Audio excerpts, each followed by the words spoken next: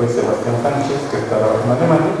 Y en esta última tercera plática de este ciclo, pues invitamos a un reconocido investigador del Instituto de Ingeniería, que pues ha sido director del SNI, también estuvo como director del actual Instituto Nacional de Electricidad y Energías Renovables, antes Instituto de Investigaciones Eléctricas, bueno, el doctor José Luis Fernández Sayas, que trabaja actualmente en el Instituto de Ingeniería de la UNAM y que nos va a hablar sobre evaluación de riesgos en proyectos solares. Bueno, pues solamente lo presentaba y para le doy la palabra, ¿no? Muchas gracias, maestro, muy amable. Muchas gracias, buenas tardes a todos, muchas gracias por estar aquí. Muchas gracias al doctor Ruiz por invitarme a platicar con ustedes sobre un tema que no tiene muchos expositores. Esta es una cosa que se nos ha quedado en el tintero. Pensamos muy frecuentemente cuando hablamos de la utilización de proyectos solares o generalmente de energías renovables, pensamos en el aspecto técnico, en el aspecto que tiene que ver con la meteorología, la parte de los fierros, la parte de la operación, la disponibilidad del sol, en este caso, o del viento, pero pocas veces de los aspectos más finos de las finanzas. Y esas se las hemos dejado a gente que no le entiende.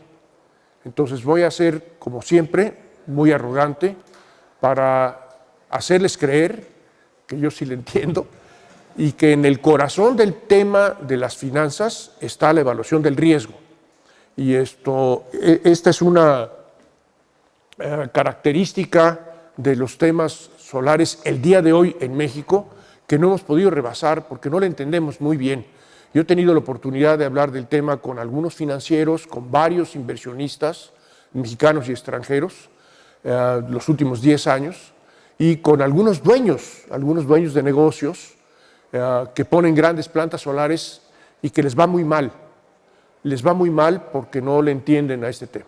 Entonces yo creo que así como en la universidad cultivamos con seriedad materias muy formales, las ciencias exactas, deberíamos también entrarle con mucha formalidad a los aspectos menos formales, menos relacionados con las ciencias exactas, pero que requieren de mucho rigor.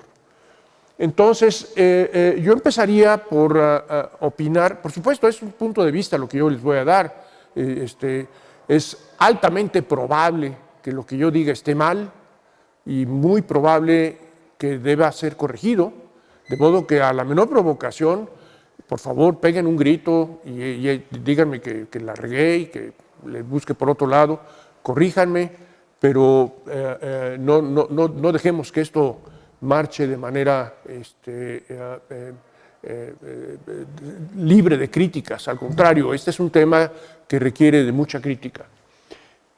Esta es la definición que ustedes acaban de leer de riesgo de acuerdo con 2 o 3 grandes fuentes de información. Al final de la charla tengo una lista de referencias que tienen las palabras clave que definen este tema, de modo que si alguno de ustedes quiere entrar en más detalle, puede ver las referencias que yo les estoy ofreciendo o utilizar esas palabras como semilla de búsquedas. Eso lo hice yo también y salen literalmente decenas de miles de trabajos relevantes en el tema de la parte, digamos, más formal financiera y en todas las otras cosas que están relacionadas con la falta de conocimiento de los aspectos más finos técnicos, como por ejemplo la parte meteorológica, que está asociada a un tema que la verdad no le entendemos muy bien, que algunos le llaman cambio climático, otros le llaman crisis climática, pero que lo que nos dice es que nuestras series estadísticas de la disponibilidad de recursos naturales no está siendo observada a cabalidad en estos últimos años.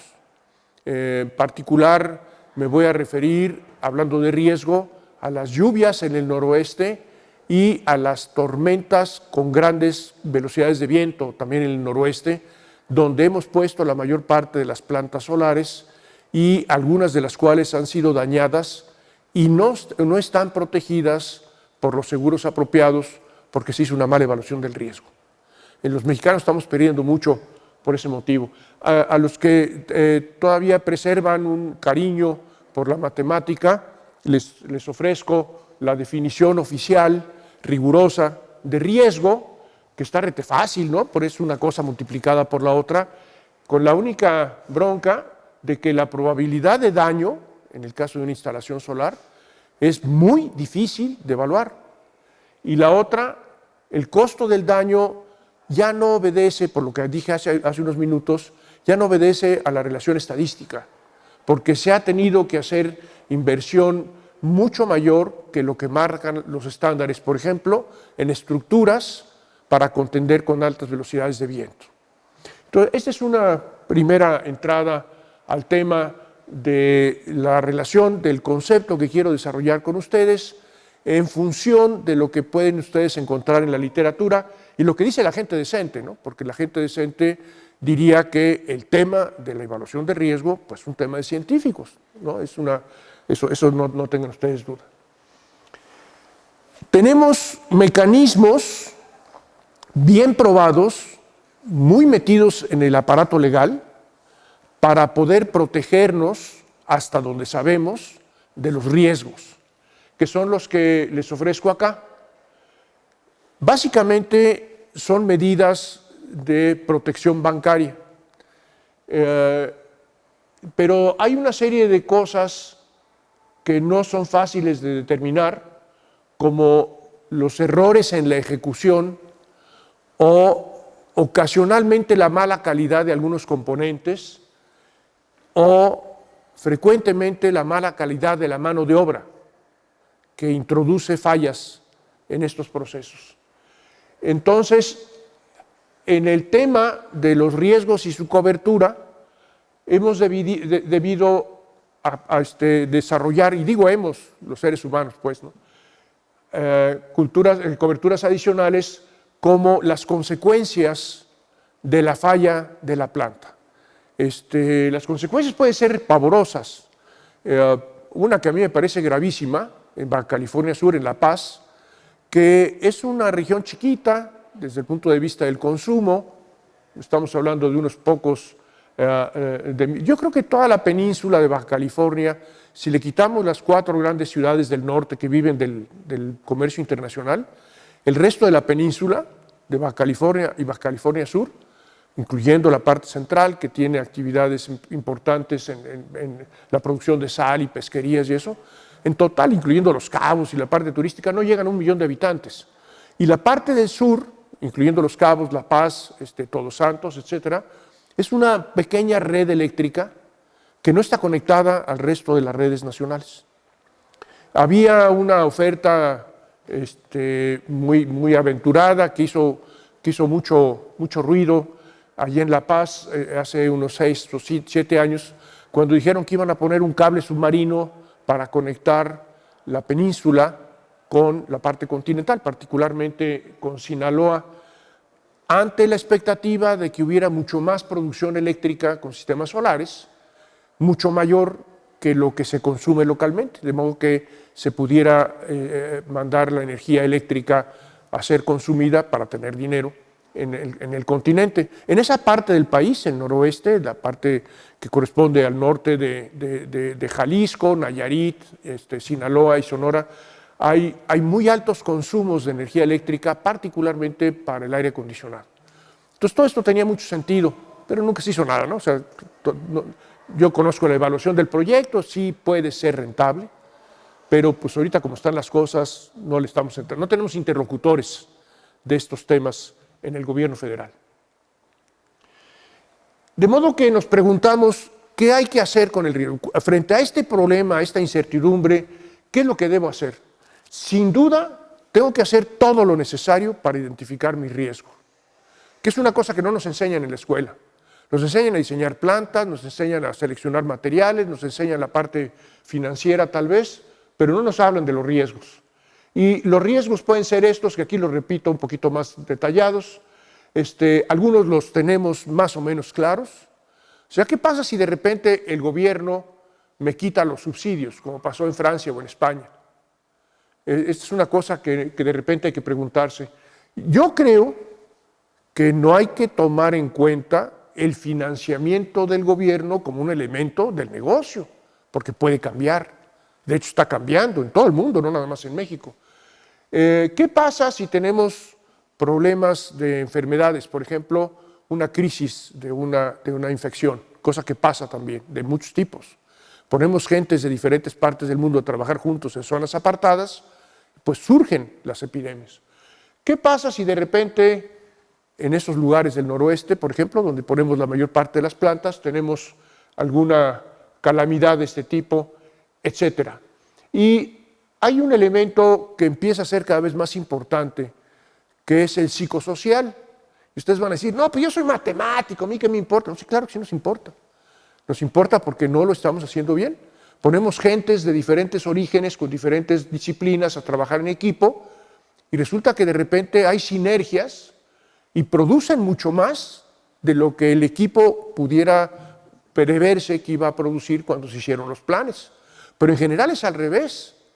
Si ustedes observan cómo ha evolucionado la construcción de infraestructura en México, y las plantas solares son parte de esa infraestructura, que requiere de otra infraestructura, de redes eléctricas, lo que sucede es que en general tenemos, con respecto a las cifras de planeación, de plazos, de costos, etcétera, de trabajo de equipo, tenemos muy mal tino, Y no me estoy refiriendo al aeropuerto de Texcoco, me refiero a la historia de México, a todas las carreteras, a todas las obras de riego agrícola, de transporte de gas, todas terminan costándonos o 50 o 100% más de lo que presupuestamos, algunas llegan a costar 30% menos de lo que presupuestamos, algunas que pensamos que van a tomarnos 2 o 3 años, nos toman 10 años, ahí les dejo la planta nuclear de Laguna Verde como un buen ejemplo, que nos tomó como 20 años, ¿no?, echarla a andar, cuando era para 4 años, etcétera. O sea, hay una serie de elementos que tienen que ver con la política entre personas que pueden darle mucho mayor beneficio a un proyecto bien manejados o pueden llevarlo al fracaso. Todo esto se puede manejar de manera formal. Para todos estos elementos hay profesionales que han ofrecido esquemas. Ustedes pueden bajar de internet de manera gratuita o pagando, depende de la calidad y la resolución que quieran del código, paquetes de apoyo para poder evaluar los riesgos, donde van caminando paso por paso, que les dicen, a ver, vea usted lo que pasa con tales elementos, vea usted lo que ha pasado en los últimos años, vea usted que lo que le dice la gente local, y uno va llenando cuadritos, casillitas, hojas de cálculo, y termina teniendo los resultados correspondientes a la identificación del riesgo. Hay 3 elementos que son fundamentales, los voy a repetir porque yo creo que cuando queremos brincarnos esos elementos cometemos graves errores. 1, hacerle caso a los expertos en planeación. O sea, hay tal cosa como expertos en planeación. No es fácil saber dónde están y quiénes son, pero están certificados internacionalmente, los que sí saben, y esos son los que deben ser consultados en cada proyecto. Esto yo no tengo ninguna duda. O sea, ¿por dónde empiezo? Yo quiero hacerme rico poniendo una gran planta solar. Bueno, la siguiente pregunta es, ¿a quién le pregunto cómo? A mí me han pasado, en lo personal, catástrofes bastante horrorosas, de que se junta un grupo de cuates, uno de ellos tiene un terrenote en Sonora, el otro es amigo del gobernador, el otro tiene una herencia porque su tía le dejó no sé cuántos millones de dólares, el otro le gusta el sol, ¿no? Le gusta, se pone así el sol y lo adora, y todos ellos se ponen de acuerdo en poner una planta solar. Y un año después es una verdadera catástrofe. No tuvieron permisos, no encontraron cómo poner los cimientos cómo entrar los accesos al terreno. Es una falta de planeación tremenda. Eso caracteriza a mi país y no nada más en plantas solares. El segundo componente de mucha importancia es lo que ya mencioné, las técnicas oficiales, formales, para poder llevar a cabo el proyecto y determinar los riesgos y obtener los resultados que tenemos, de lo que llamé aquí técnicas de diagramación. Y finalmente, algo que luego no nos gusta, porque no dice lo que nosotros queremos, que es los expertos en los temas, particularmente la parte social. En México hemos fracasado rotundamente en eso. Los proyectos grandes han fracasado. Yo tengo como ejemplo algo que desarrollé con ayuda del Instituto de Investigaciones Sociales, que es el proyecto de una planta hidroeléctrica 30 kilómetros al norte de Acapulco. Este es un lugar por donde pasa un río grandote, que ya en Acapulco le llaman Papagayo, y este río grandote tiene la mala costumbre de inundarse todos los años. Bueno, todos los ríos crecen en la época de lluvias y decrecen en la época de secas. Eso me ha enseñado a mí los hidráulicos. Pero este río tiene la mala pata de que cuando crece en la época de lluvias, crece también no de los 30 kilómetros donde queríamos poner la presa, sino crece también en Acapulco. Y entonces hay muchas inundaciones y se llevan a los turistas hasta el mar y se nos muere la gente. Y ustedes van a decir, chin, pero ¿cómo no se dieron cuenta? Bueno, nos dimos cuenta en 1936, cuando estábamos empezando a hacer presas. Y los que estudiamos las presas, pues lo pusimos en los libros, aguas, porque las presas tienen 3 funciones. Perdón, en paréntesis. La primera función y la más importante es proteger a la gente, o sea, controlar el caudal. La segunda función, que también es importante, aunque no tanto, es favorecer el riego agrícola. Y en un tercer lejano lugar, la generación hidroeléctrica. Esas son las funciones de una presa. Y entonces quisimos poner una presa en ese lugar y no se pudo. Entonces dijeron que porque había muchos comunistas, no sé si les han dicho que en el pasado había comunistas, y estos comunistas son los que no dejan hacer presas, ¿no? Finalmente un investigador muy ambicioso, diría yo, intelectualmente, del Instituto de Investigaciones Sociales, decidió ir a este lugar que es famoso por sus maderas. Y como no sabía llegar, pues había que estar a 30 kilómetros al norte de Acapulco, pues se fue a Acapulco, se metió a un hotel, se metió a un lugar donde rentaban carros, y dijo, quiero que me renten un carro porque quiero ir a un lugar que se llama La Parota, ¿no? Pues sí, pues 30 kilómetros al norte. Pues aquí le sacan el mapa, le dicen por este caminito. El amigo llegó, eso lo escribió, eso está disponible entre las memorias de la UNAM. Él lo escribió y lo documentó y lo entregó a Comisión Federal, porque le dice, esa es la explicación, ¿cuáles comunistas? Dice, mira, yo llegué a La Parota, que es un pueblo que no tiene ni iglesia, ¿cómo ven? No tiene plaza central, tiene casuchas por ahí. Y pues yo no sabía qué hacer, entonces me quedé parado. Llegó una señora mayor, porque luego las señoras mayores son las que se ocupan de ver qué es lo que está pasando en el pueblo. Y ya me identifiqué y le dije lo que yo estaba buscando, que me explicaran por qué los comunistas no dejaban hacer una presa. Dice, no, mire usted, hace como 30 años llegaron unos señores, yo no sé leer, dice, llegaron unos señores en unas camionetas gris, venían de uniforme. Entonces tenían unas reglas muy grandotas, con muchas rayas, y unos aparatos así como telescopios.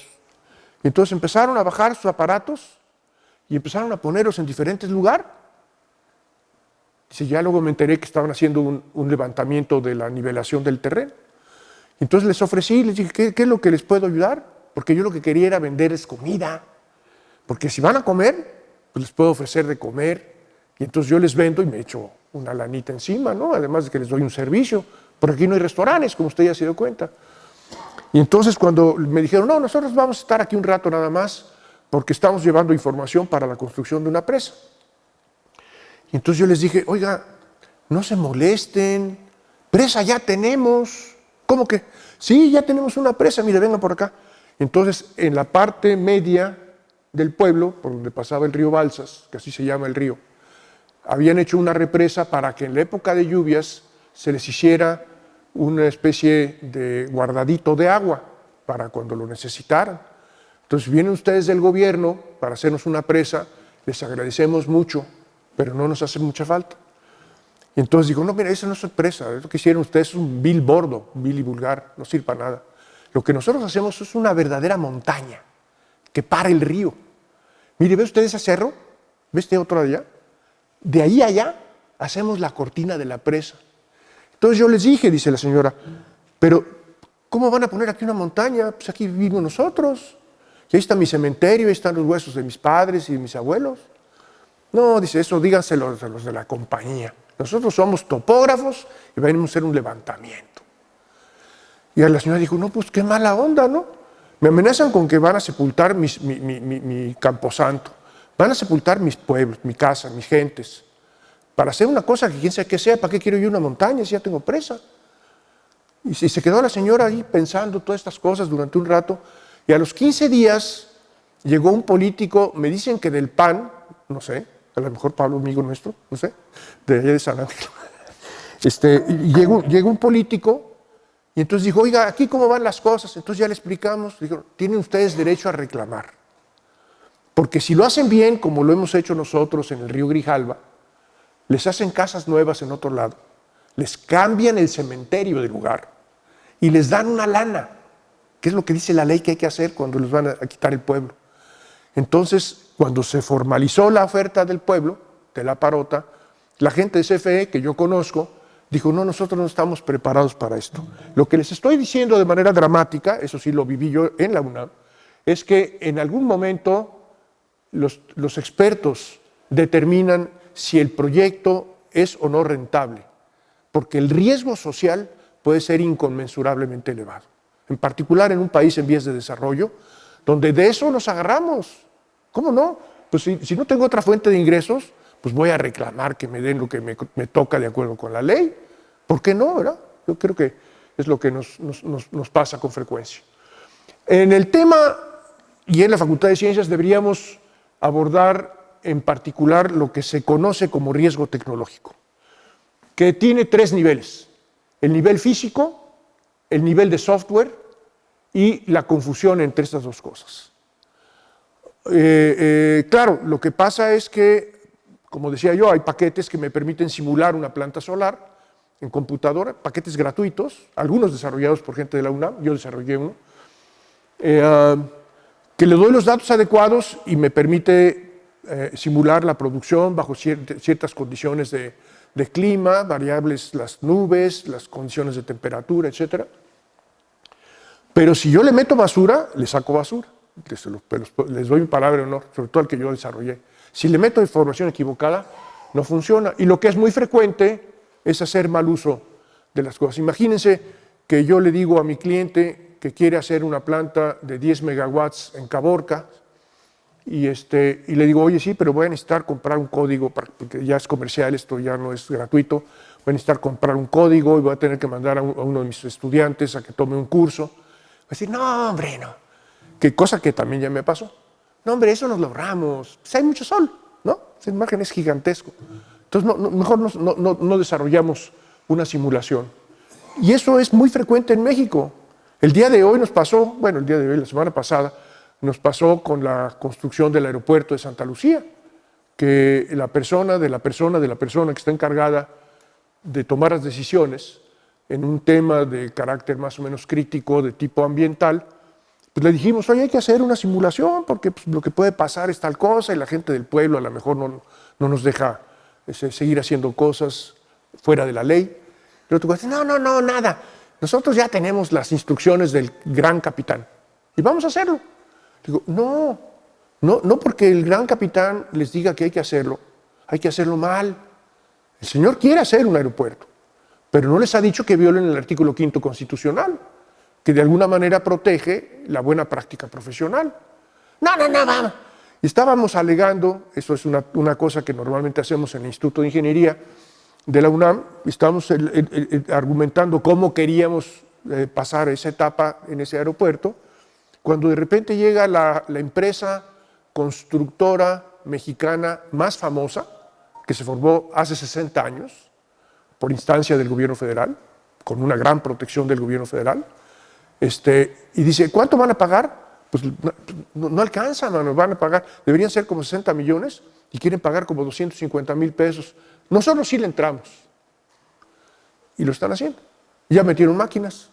Entonces, mientras no aprendamos los mexicanos que los grandes proyectos pueden ser sujetos a 3 grandes grupos de riesgos tecnológicos, no nos van a salir las cosas. Yo vaticino el día de hoy, estoy seguro que me están grabando, que el aeropuerto que se está construyendo en Santa Lucía no va a estar listo como está proyectado en este sexenio y no va a costar ni siquiera 50% más de lo que está presupuestado, va a costar mucho más del 50% más, sin duda. Y me atengo a la información estadística mundial que dice cómo se hacen las cosas. Si yo me ahorro en un principio, voy a tener un costo mayor después. En el caso de los proyectos solares, eso es mucho más crítico porque hay mucho menos experiencias.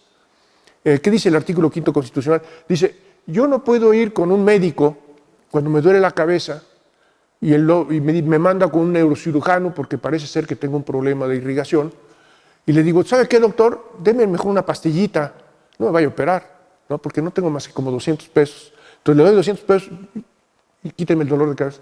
El neurocirujano me va a decir, no, eso no es así. Yo soy el que sabe, lo que usted necesita es otra cosa. O el dentista, o el economista, o en este caso, el físico, el matemático, el actuario, el ingeniero. Depende del lado de las finanzas que estemos. Ahora, ¿qué tamaño son las fallas? Que es otra de las cosas que nos meten en mucho peligro. Bueno, las grandes autoridades en el manejo estadístico, no nada más del béisbol, sino también de las plantas solares, están en Estados Unidos. Y entonces ellos se encuentran, después de tomar un periodo relativamente grande, de 10 años, y un número grande de instalaciones fotovoltaicas, PV es fotovoltaico, que las que fallan representan como 0.05% por año. Pues no pasa nada, ¿no?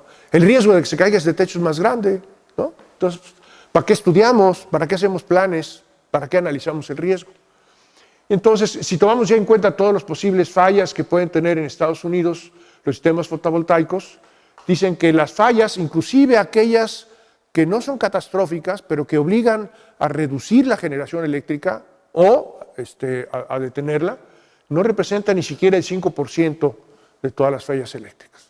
Entonces, realmente son chiquititas. Es más, los americanos, en todos los casos, yo los refiero a las referencias que les voy a dar al final, hacen una distribución de las fallas en el tiempo que yo creo que es bastante inteligente.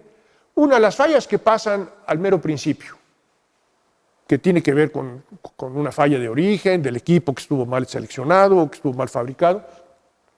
Y eso en algunas está determinado cuáles son los niveles de falla y de qué tipo de fallas se está hablando. Otras que son todavía más raras, que son las que ocurren a la media vida del equipo. ¿Por qué? Porque para que sea negocio, yo tengo que tener establecido el periodo en el cual voy a producir energía eléctrica en este caso. En general, en el caso de los sistemas fotovoltaicos, hablamos de entre 10 y 30 años. ¿Por qué? Pues porque la mayor parte de los fabricantes serios nos garantizan por escrito que no va a haber fallas durante los primeros 12 años. Entonces, si yo pudiera, con esa garantía, sacar un crédito para pagar todo el sistema y la instalación durante los primeros 10 años, yo estoy haciendo dinero, porque si tuviera alguna falla, lo cubre mi seguro. Si no tengo ninguna falla, pues más dinero me echo a la bolsa. Entonces, estas fallas de media vida, digamos de 10 años, son previsibles, son estadísticamente conocidas. Y generalmente las fallas mayores ocurren pues cuando ya se empieza a agotar el sistema, cuando empiezan a tenerse degradaciones mayores en los materiales de los sistemas fotovoltaicos, por ejemplo, por corrosión de los materiales de la celda. Lo que me fijo entonces es tener una garantía suficientemente sólida para respaldar mi inversión en un plazo mucho menor, la garantía mayor que el plazo en el que yo espero las fallas. Como ustedes pueden ver aquí en la figura, hay una cierta pérdida de eficiencia de las instalaciones fotovoltaicas que ocurre por la propia degradación de las celdas a lo largo del tiempo, que también es previsible, que también está documentada, que también es parte del negocio.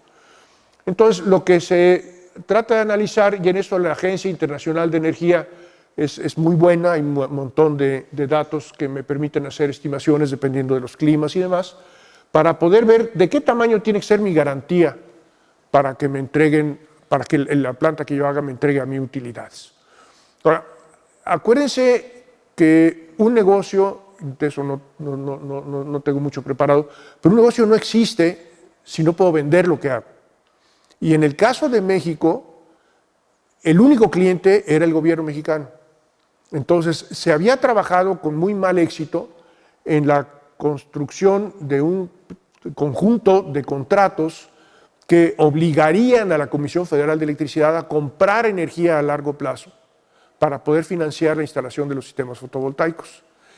En la práctica eso no es buen negocio por dos motivos. Uno, si a mí me garantiza el gobierno mexicano una cosa de esa naturaleza, está estirando la liga muy fuerte porque no sabemos si dentro de 10 años va a tener una justificación para seguirme comprando. Hay muchos antecedentes de esto en carreteras de cuota, etc. Entonces, yo creo que no es buena idea pedirle a un político, que no es necesariamente un experto en el tema, en turno, que me dé una garantía de que me va a comprar, porque no tiene la autoridad de garantizar el flujo de caja en la siguiente administración. Pero la siguiente, que es todavía peor, es que Comisión Federal de Electricidad no sabe cómo están sus redes ni dónde están. Entonces, si yo tengo una planta fotovoltaica, por ejemplo, en Caborca, para producir, por ejemplo, una capacidad pico del orden de 10 megawatts de potencia, ¿dónde meto esa energía eléctrica? Estoy en la mitad del desierto. Entonces me dicen, no, pues tenemos una subestación eléctrica de 60 megawatts, megavoltamperes, que está como a 10 kilómetros, pero ya está bastante saturada. Pero vamos a construir otra como a 12 kilómetros, que va a ser como de 100 megawatts. Y esa va a estar un poquito más lejos. Entonces usted, como fabricante de la energía eléctrica, va a construir la red de transmisión de alto voltaje para llevarla a la subestación. Mientras usted construye su planta, yo construyo la subestación eléctrica. ¿Y saben qué? Aunque probablemente es el ejercicio más formal de planeación del país, más formal que en alimentos o que en agua, el que hace la Comisión Federal de Electricidad, que hace un plan de 10 años, desde hace muchos años, que cada año lo va actualizando. De todas maneras hay muchas desviaciones. Entonces, de todas maneras, esas garantías y todas estas cosas hay que tomarlas con un granito de sal. De modo que el tema es financiero, el tema es de riesgo y el tema de la evaluación de los elementos del riesgo, me voy a tomar los últimos 3 minutos, es de lo que nos tenemos que ocupar para hacer esta evaluación. Esto, como ustedes ya pueden identificar, está en otra de las referencias, es un ejercicio de evaluación de fortalezas, oportunidades, debilidades y amenazas, o FODA, que le llamamos en español. Está en todos los libros, eso está en todas partes. Luego, los elementos que integran cada uno de estos 4 cuadritos o cuadrantes también están en todas partes.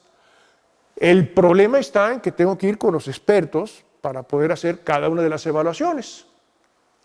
Por ejemplo, ¿cuál es el riesgo de que el terreno de mi compadre, que él lo pone como parte de su 12% del negocio, va a seguir siendo destinado a ese negocio dentro de 30 años? ¿Por qué tal que se muere mi compadre? Dios no lo quiera, como dice el presidente. Se muere mi compadre y le deja el terreno a su hija.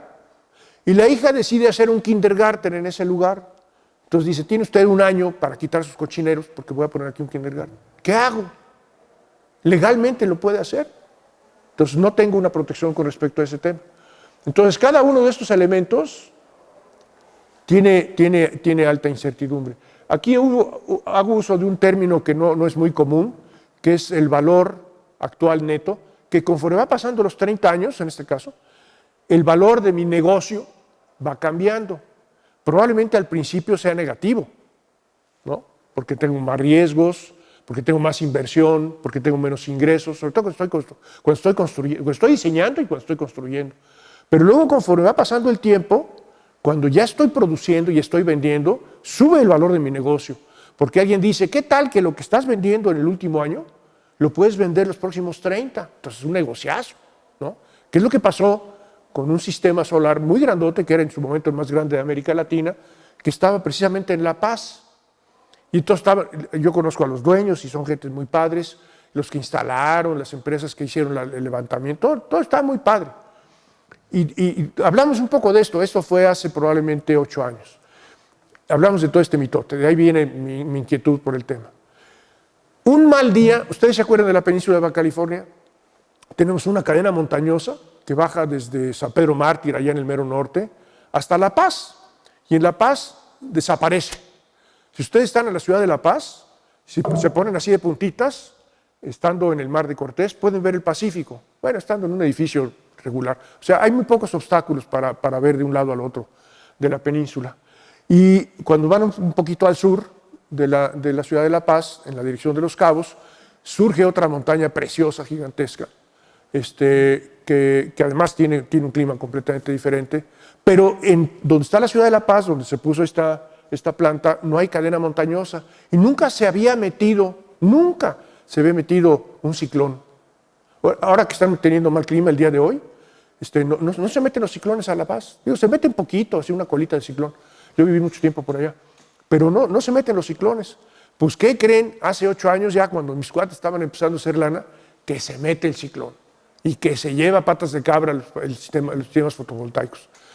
Entonces mi cuate me decía, pero estuvieron muy bien construidos, porque los hicimos de acuerdo con los estándares de construcción internacionales, que se basan en la expectativa de los vientos máximos, que eran mucho más bajos que los que realmente tuvieron. Entonces viene el agorero y dice, no, pues el cambio climático, pues ¿cómo le vamos a hacer? Entonces mi cuate dice, pues ni modo, vamos a tener que cobrar el seguro. Y van con la empresa y dicen, no, tiene usted razón, vamos a tener... Pero es un montón de lana para mí como financiero. Entonces, qué bueno que tengo un reaseguro.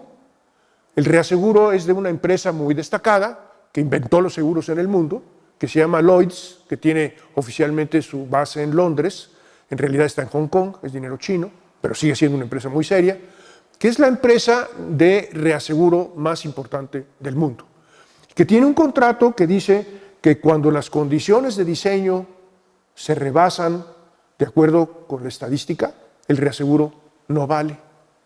Y al día de hoy, la planta está empezando, 8 años después, está empezando a producir, quién sabe cómo le están haciendo para financiarla. Yo no le metería un quinto en esas condiciones, porque sé que el reaseguro es fundamental para poder tener un negocio, y eso no está jalando en México.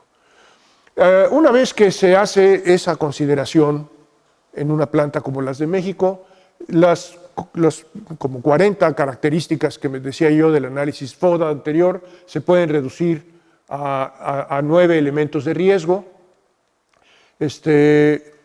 Riesgos que pues no son despreciables.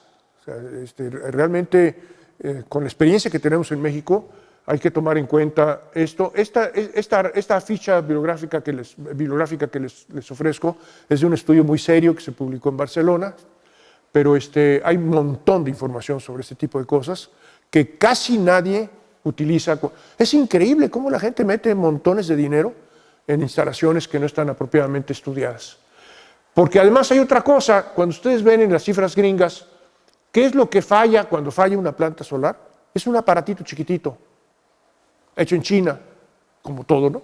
Pero hay unos muy buenos, y lo único que falla es ese aparatito, el alternador, o el inversor, el que convierte la energía de corriente directa en alterna. Todas las otras mugres no representan más que como un poquitito, un porcentaje muy chico, este es el 77%. Entonces, ¿qué es lo que hago? ¿Qué es lo que hizo mi cuate en la planta de La Paz?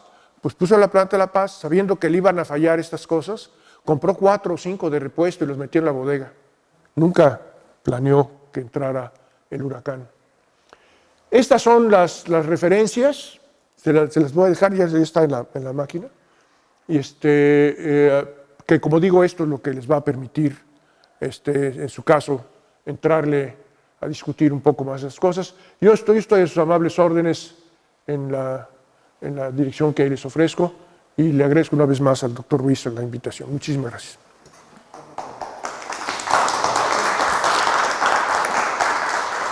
¿Tienen preguntas?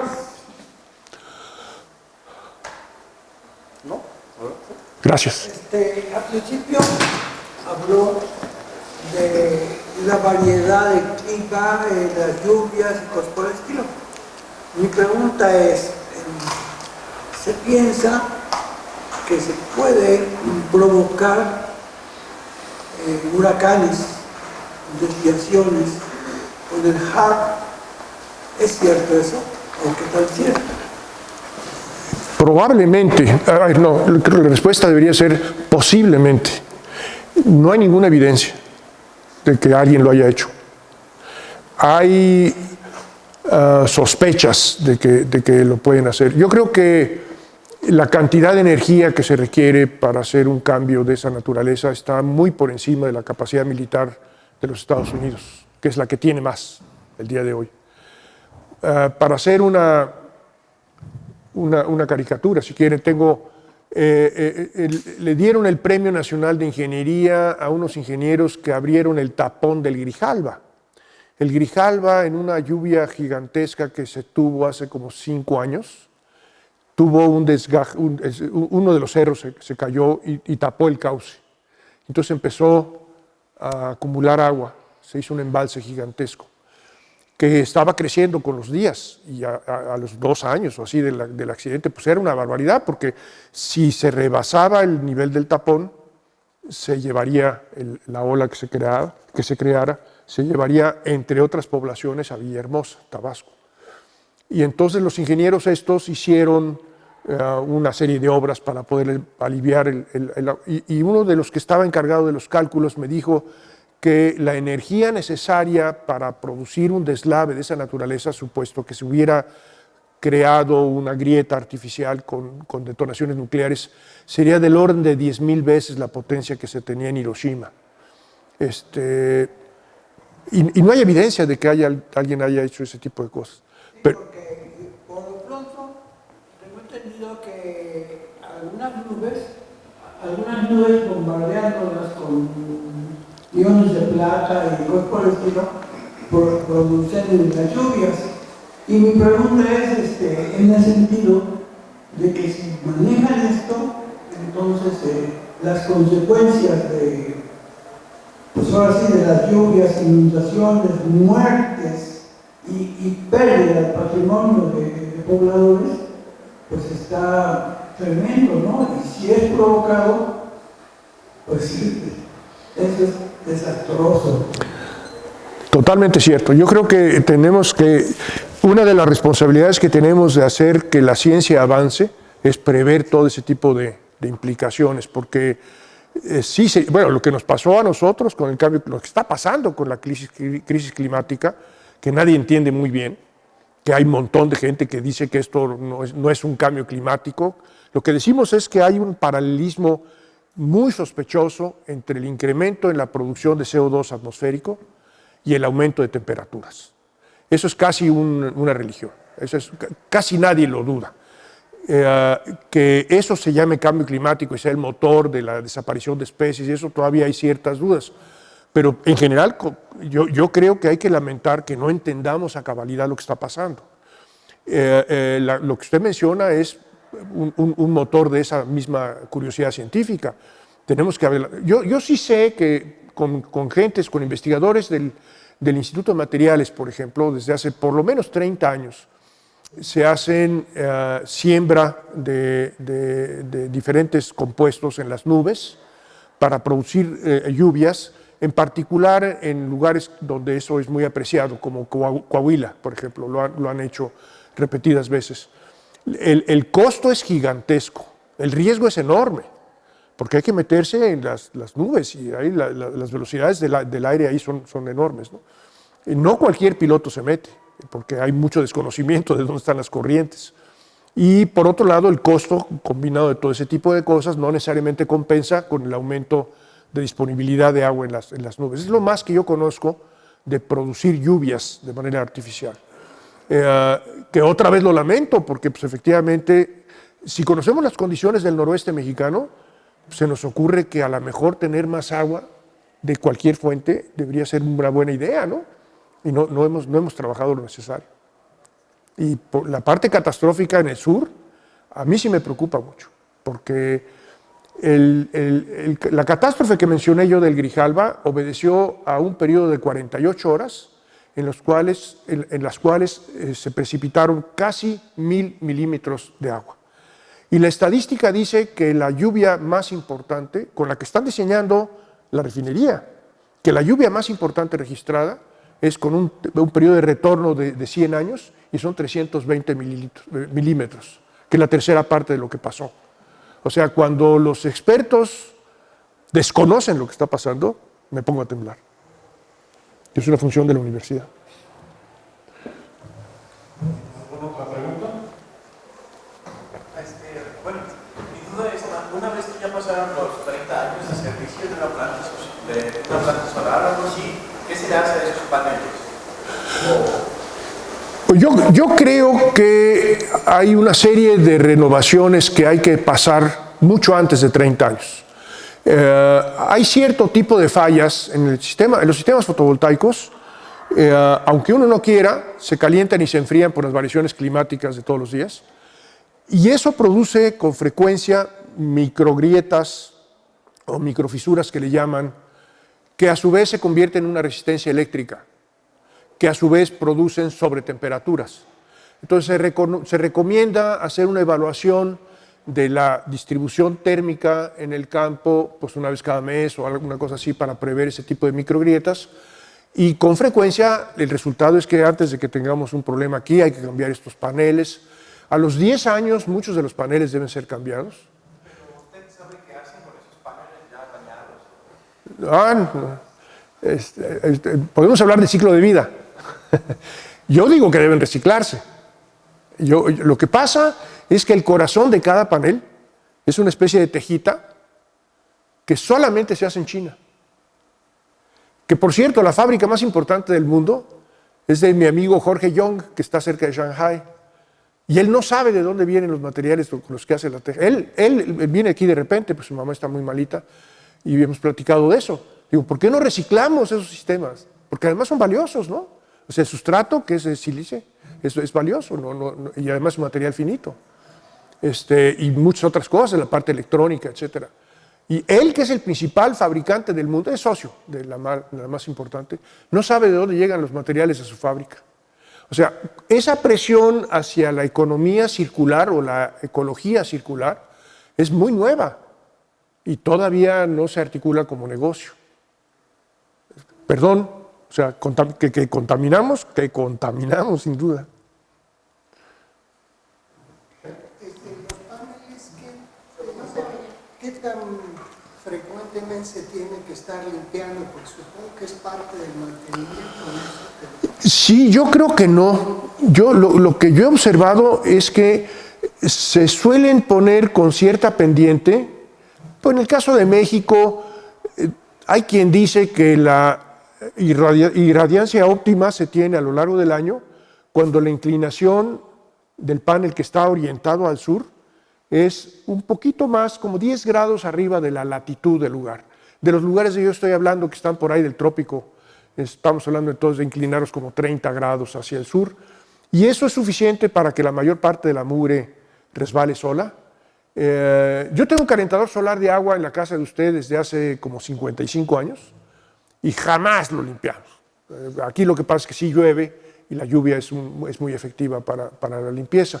En los lugares que yo mencioné, como Caborca, Baja California Sur, etcétera, la lluvia es mucho más escasa. Eso que usted menciona es una curiosidad que deberíamos tener clara, pero no para la cual debería haber una respuesta. Yo creo que no hay una respuesta. Yo no conozco a nadie que limpie paneles fotovoltaicos. En México, en la Ciudad de México, donde hay muchos, en Guadalajara, donde hay muchos, en Aguascalientes, en Monterrey, y las pocas instalaciones que hay en la zona desértica que mencioné, pues no tienen todavía una significancia histórica como para ver si los limpian o no los limpian, cuándo los limpian, cómo los limpian. Yo creo que no hace falta limpiarlos. El viento se encarga de llevarse el polvo, se queda una capa muy delgada de polvo. Pero prefiero expresar mi ignorancia que asegurarle que nunca se ensucian.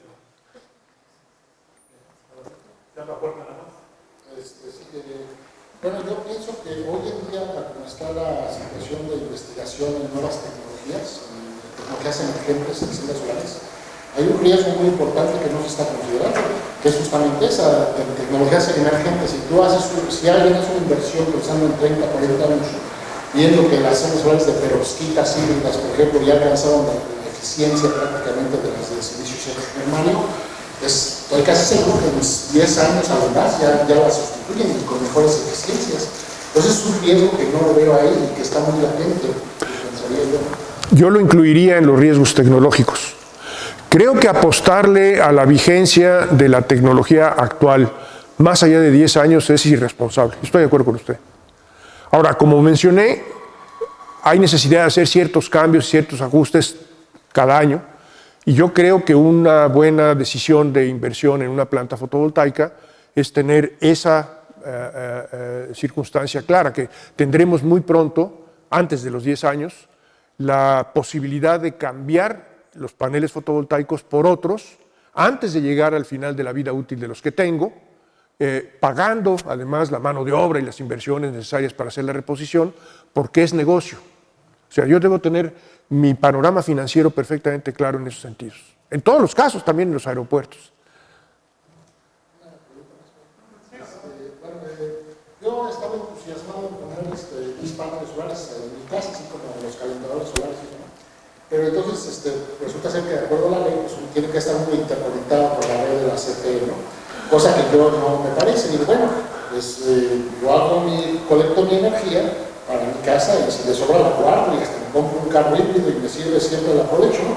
Pero resulta ser que el gran problema es que estás interconectado y si produces un excedente se lo regalas o se lo regresas a la CFE y te lo quitan, pues, porque no venden las baterías especiales para eso en México, no hay permiso de importación de las baterías especiales para eso. Usted que está, por lo visto, muy inmiscuido, ¿qué nos puede decir de esa mala ley? No, pues lo ideal es que todo el mundo, así como el reactor solar, pusieran celdas solares para generar electricidad con sus propias baterías de almacenamiento e independiente, ya se contamina menos, etc. Totalmente de acuerdo con usted. No, yo no diría lo que dijo el presidente de que hay leyes buenas y leyes malas. Esa no es ley. O sea, no hay una base legal para restringir lo que haga usted dentro de su casa. No existe. Ahora, sí puede ser, ahora sí le voy a decir quiénes son los que hacen la ley. Pues la señorita que está en la ventanilla, que cada vez hay menos ventanillas, ¿no? Bueno, sí, porque está prohibido la importación de las baterías, eso sí sé. Yo recientemente importé una lente para una cámara. Y entonces me dijeron que cuando la importación excedía, creo que $2,000, había que pagar impuestos, entonces no me lo pueden entregar por Amazon. Tengo que ir yo a la oficina de correo a pagar mis impuestos. Si eso que me dijeron a mí fuera cierto, o si es cierto, y es una disposición del de la ventanilla, ¿no? Si eso es cierto, entonces lo único que tengo que vigilar es que cada vez que yo traiga pedazos de mi banco de baterías, no exceda lo que marca la ley para que me lo puedan entregar en mi casa sin pagar impuestos. Creo que eso va a pasar cada vez más. Yo creo que si ustedes observan los ingresos del gobierno mexicano por impuestos de la importación, hace 100 años era como el 100% de sus ingresos y el día de hoy es una fracción como del 2%, 2,5%, menor que la del petróleo. Entonces yo creo que ni siquiera el gobierno mexicano se fija mucho en las aduanas. Y yo creo que hay fabricantes muy buenos de todo tipo de equipos en México que usan partes de importación. Por ejemplo, tierras raras y ese tipo de cosas. Yo me regreso, ahora sí voy a avalar a mi amigo que está en China, que dice que no sabe de dónde vienen sus materiales. Yo creo que también se puede dar la vuelta a ese tema. Lo que sí le puedo decir es que, y me refiero a los primeros 29 artículos de la Constitución mexicana, de la puerta de su casa para adentro, usted puede hacer lo que quiera. Inclusive puede usted contaminar. ¿Qué es lo que pasa? Es que matamos gente adentro de las casas. Me da mucha vergüenza reconocerlo, que está prohibido, pero no hay manera de evitarlo. Pero si usted pone sistemas fotovoltaicos y calentadores solares de agua, está del otro lado, va a tener un montón de simpatía de todo el mundo.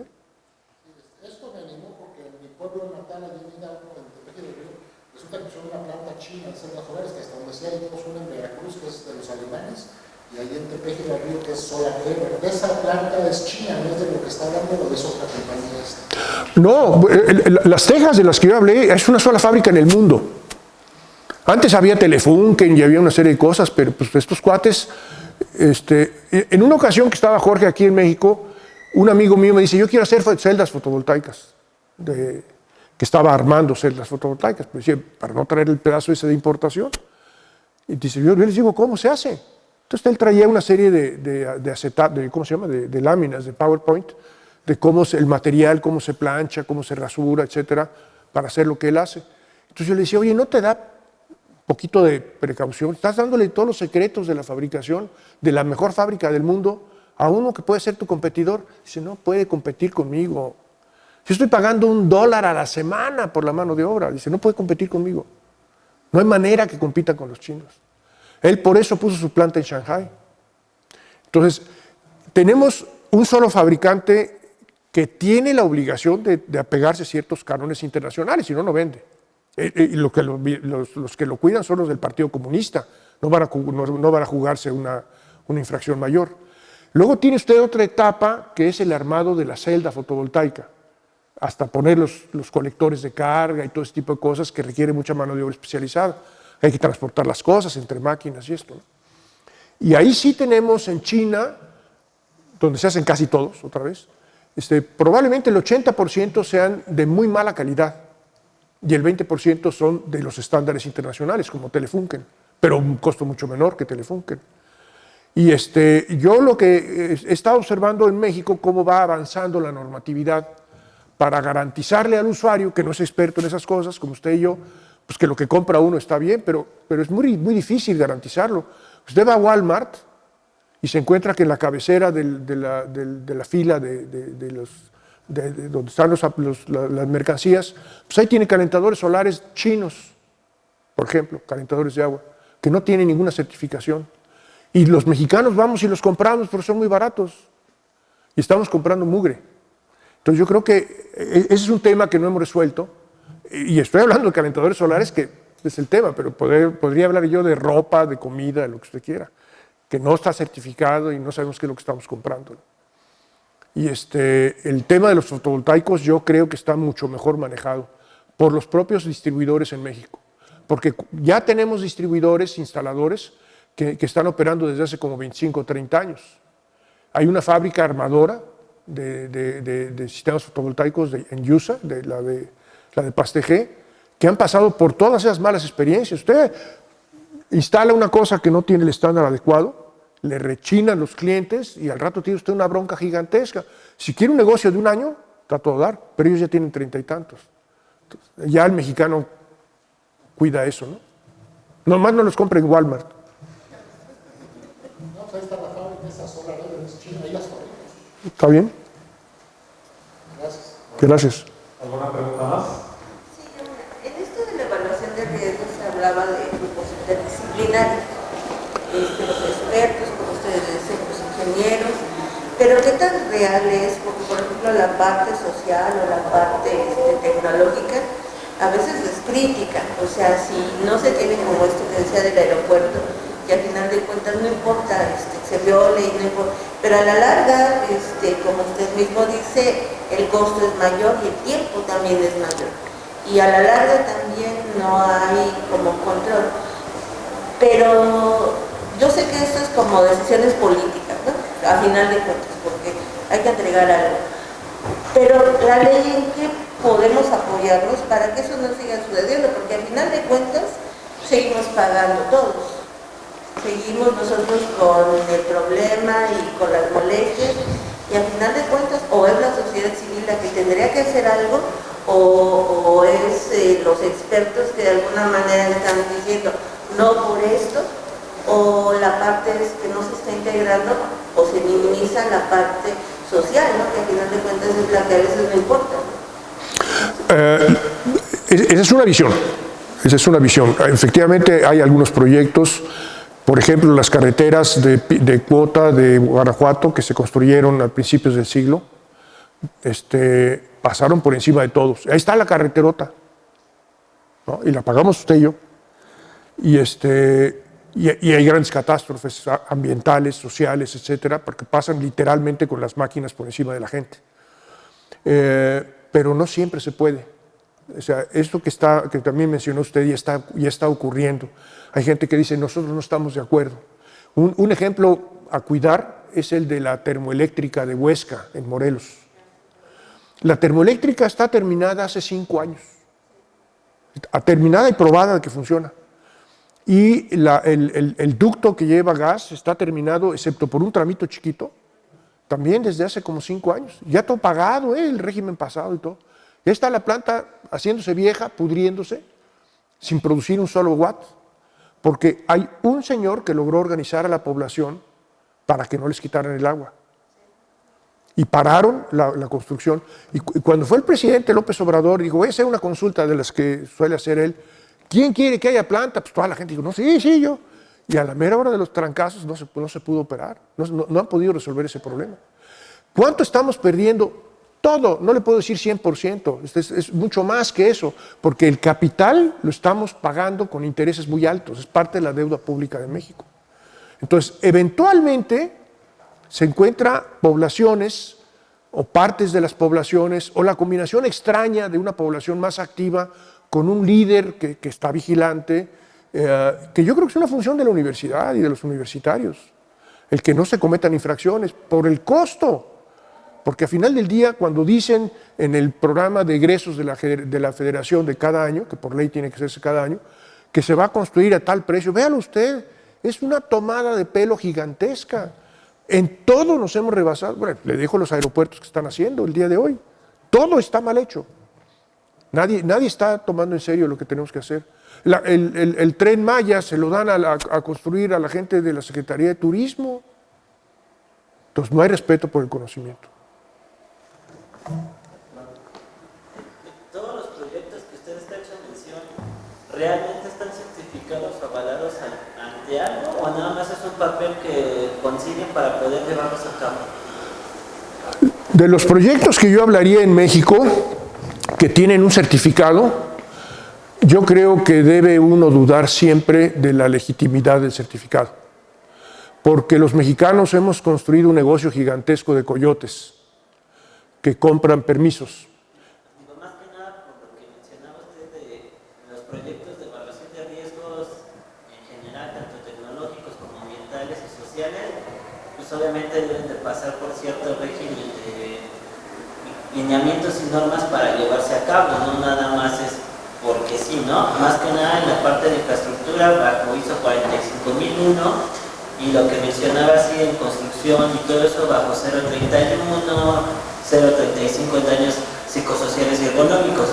Entonces la pregunta es eso, ¿todo eso sí se maneja realmente acorde a la normatividad o nada más es así como que estipularlo para poder hacer el proyecto?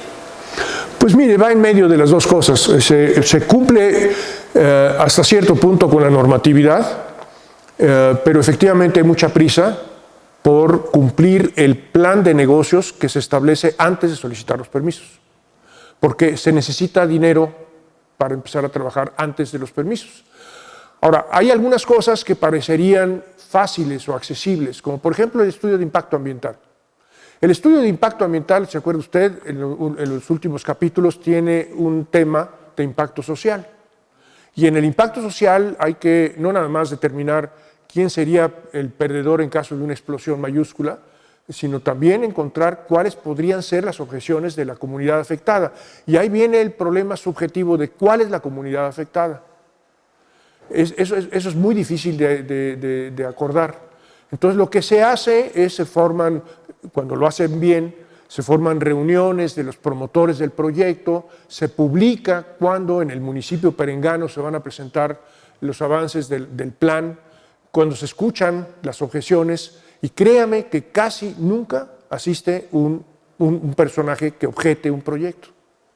Las objeciones empiezan a recibirse muy al final, como pasó en Huesca. O sea, si se hubieran podido registrar, un ejemplo muy bueno es el de los sistemas eólicos de la zona de Juchitán y todo eso allá en Oaxaca, que se han creado unos conflictos sociales de todos los demonios que no estaban previstos. Pero el día de hoy un buen inversionista ya no se va a Oaxaca por ese problema.